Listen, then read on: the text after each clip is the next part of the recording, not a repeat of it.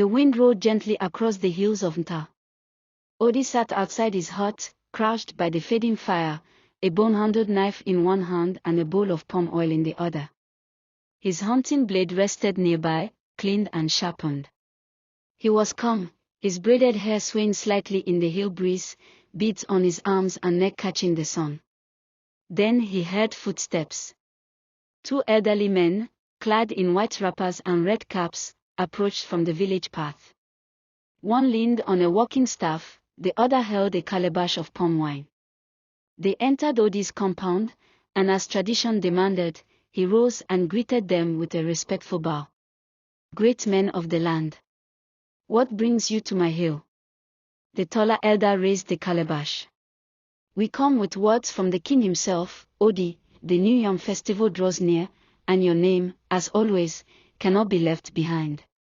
Odey's gaze fell silent. He sat again slowly, rubbing the beads on his wrist. "I have won that title 3 seasons in a row," he said softly.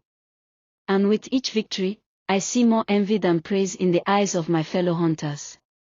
The second elder nodded. "It is because you are honest and great. The gods reward both. Let not jealousy deny you your rightful place." Odey took a moment. His fingers curled around the knife. Then he looked up, eyes calm but sharp. "Tell the king I will be there." The elder smiled, nodded, and raised the calabash once more to the sky in gratitude. Back in the heart of the village, preparations were in full bloom. Villagers swarmed the square. Women tied colorful wrappers, men repaired stools and painted old drums. Children chased goats, laughing in rhythm with the tambourines. At one corner, a circle of beautiful maidens danced gracefully, their wrappers swirling like rivers. And at the center, a toro, her modern Ankara outfit dazzling in deep reds and blues, led the group. Her afro framed her glowing face, her waist beads shimmering as her hips swayed like the tide. She smiled, unaware that the very man whose spirit echoed inside her was watching silently from the hill. Test of the gods. The day of the festival dawned. From every corner of Ntar, people gathered, carrying baskets of fruits, fresh yams, plantains, and even large fish slung across wooden poles. The fishermen marched proudly. The farmers walked with strength. Families in groups danced as they came down the red earth paths, moving to the beat of drums and flutes. At the grand festival ground, the decorations shimmered under the sun. Palm trees encircled the field, and in the center, a towering ancestral shrine stood, covered in white cloth, its surface dripping with cowries and feathers. Then came the moment, the arrival of the king.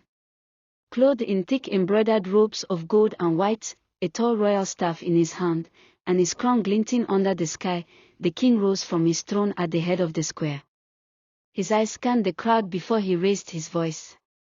"Let the gods of Ntar bear witness. Whoever proves himself as the greatest in our land shall not only wear the crown of glory, but also the hand of a princess." He turned slowly and pointed to his daughter, seated gracefully beside him, her face completely covered by a long veil of white cloth that fell from her head to her waist. Not even a glimpse of her eyes. The crowd erupted in cheers. The other hunters clapped and whispered among themselves. The idea of marrying the king's daughter sent their hearts racing. All, except Odey, who remained still, his face calm, almost distant. His heart, still caught on the nameless girl who once ran from his fire, knew no desire for the king's reward.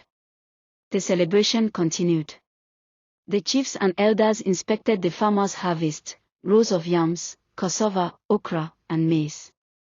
The farmer with the most bountiful basket was crowned best farmer. The fishermen followed, their catch laid out like offerings. The man with the largest catfish, nearly the length of a full-grown child, was awarded best fisherman. Drums played louder. Dancers swirled across the festival grounds. Then, the horn blew. A voice rang from the royal stool. "Let the 8 chosen hunters step forward."